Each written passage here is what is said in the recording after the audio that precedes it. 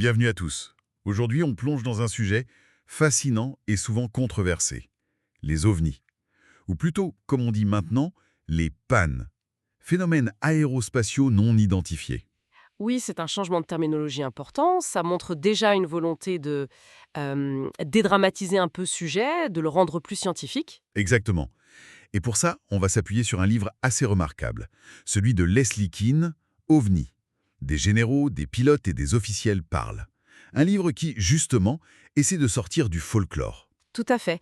Il compile des témoignages de très haut niveau, souvent mis de côté, voire ridiculisés. On parle de quelle source concrètement? Eh bien, des récits directs de pilotes, militaires, civils, des généraux de plusieurs pays. Il y a aussi des documents officiels, comme le rapport français Cometa, qui avait fait pas mal de bruit à l'époque. Oui, je me souviens. Et il y a cette préface de l'astronaute Jean-François Clairvoy, assez parlante, non?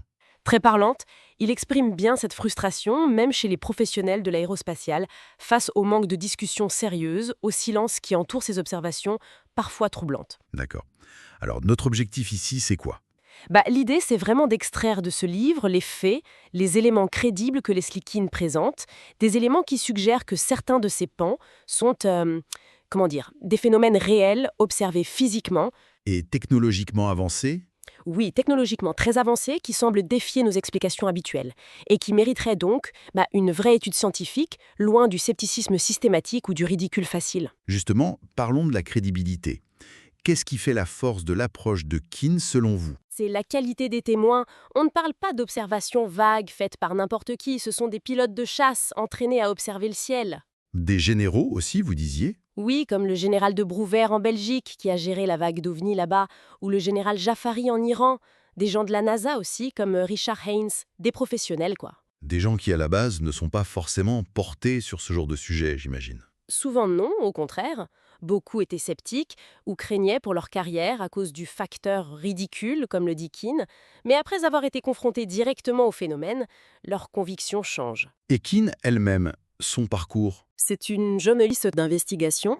Elle n'est pas une ufologue passionnée depuis toujours. Elle est venue à ce sujet via des documents sérieux, comme le rapport Cometa. Sa démarche se veut basée sur des faits, des sources officielles, vérifiables. D'accord. Alors, c'est quoi un vrai pan, selon ces témoignages? Parce qu'on imagine souvent juste une lumière dans la nuit. Non, justement. Les cas les plus troublants, ceux qui restent inexpliqués après enquête, décrivent souvent des objets solides, physiques. Avec une forme. Oui, souvent décrits comme métalliques, parfois discoïdaux, ou alors triangulaires, comme dans la vague belge, et surtout leur comportement est anormal. C'est-à-dire?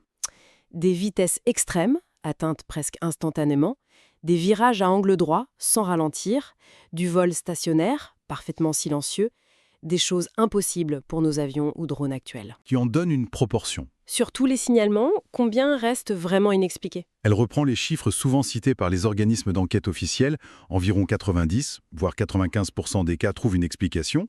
Méprise, ballons-sondes, des phénomènes météo, avions secrets, etc. Donc la grande majorité. Oui, mais il reste ces 5 à 10% de cas durs, bien documentés, souvent avec plusieurs témoins fiables, parfois des données radars ou autres capteurs.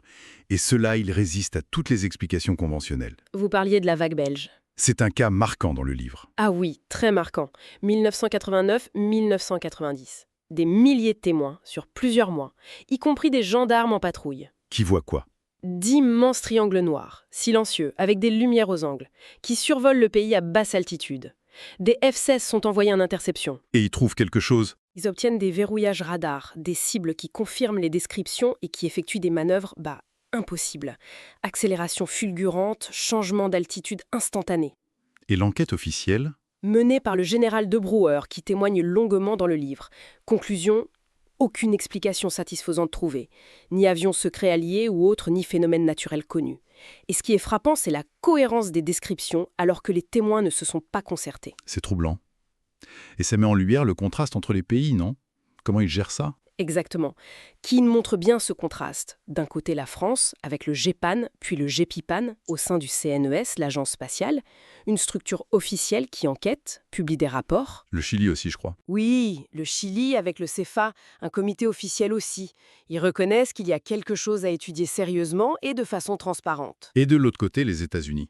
L'histoire américaine est plus compliqué.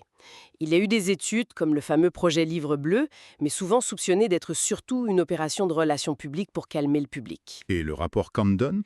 Très controversé. Il a conclu en gros que ça ne valait pas la peine d'étudier le phénomène scientifiquement, et depuis, pendant longtemps, la posture officielle a été plutôt le déni ou la minimisation. Même face à l'état solide. Oui, même des cas avec radar, comme l'incident à l'aéroport O'Hare de Chicago en 2006 ou celui du vol cargo japonais JAL C-128 au-dessus de l'Alaska en 86. Des cas bien documentés, mais classés officiellement comme sans intérêt pour la sécurité nationale ou expliqués de manière peu convaincante. C'est ça le tabou. Ce tabou, c'est un terme qui revient souvent chez Keane, et avant elle, chez Ike, l'astronome qui a travaillé sur Livre bleu. Oui, cette résistance culturelle, institutionnelle à aborder le sujet sérieusement. La peur du ridicule, sans doute, mais peut-être aussi autre chose. Mais alors comment Keane explique cette réticence, ce déni parfois, face à des témoins aussi crédibles, des pilotes, des militaires et parfois des données radar? Pourquoi ce tabou persiste? Keane suggère plusieurs pistes. Il y a la peur du ridicule institutionnel, bien sûr. C'est difficile pour une armée ou un gouvernement d'admettre qu'il y a des engins non identifiés dans son espace aérien, qu'il ne contrôle pas. D'accord, ça se comprend. Il y a aussi l'absence de cadre scientifique clair. Comment étudier un phénomène aussi insaisissable, qui ne se manifeste pas sur commande? Et puis, les enjeux potentiels de sécurité nationale. Si c'est une technologie inconnue, qu'elle soit terrestre ou autre, ça devient vite classifié. Voilà. Et puis, peut-être, une difficulté plus profonde à admettre quelque chose qui remettrait en cause notre vision du monde, nos certitudes technologiques. Ce tabou, il s'auto-entretient. Ça décourage les témoins de parler, les scientifiques de chercher. Ce qui nous amène logiquement à l'appel lancé par Leslie Keane et par beaucoup des officiels qu'elle cite, même John Podesta, l'ancien chef de cabinet de la Maison-Blanche, dans son avant-propos. Oui, un appel très clair. Il faut une investigation scientifique sérieuse, ouverte, financée correctement. Une coopération internationale aussi? Idéalement, oui. Une coopération internationale pour centraliser les données, les analyser sans a priori, sans le poids du secret excessif. Peut-être une nouvelle agence dédiée aux États-Unis comme certains le proposent. L'idée, c'est de traiter enfin le sujet avec la rigueur qu'il semble mériter vu la qualité de certaines preuves. Donc, si on résume le message principal du livre, En gros, Leslie Keane compile un ensemble de preuves solides, témoignages de pros, données techniques, documents officiels qui indiquent fortement qu'on est face à un phénomène aérien réel, physique, intelligent dans son comportement, et qui dépasse nos technologies connues, et qui reste inexpliqué, et qui reste inexpliqué par les moyens conventionnels. Et face à la qualité de ces sources, le simple rejet par scepticisme ou par moquerie, ça paraît de moins en moins suffisant, intellectuellement parlant. et ça nous laisse avec une question un peu vertigineuse pour finir. Si, mettons, une petite partie seulement de ces cas bien documentés correspondait à une technologie qui nous dépasse complètement, qu'elle soit d'origine terrestre, secrète ou autre chose. Les implications seraient énormes, évidemment. Quelles conséquences ça aurait sur notre science, notre société, notre vision de nous-mêmes dans l'univers, si on passait du déni, du secret, à une vraie exploration scientifique, transparente, globale? Qu'est-ce qu'on pourrait bien apprendre si on osait regarder ça en face, au-delà du tabou?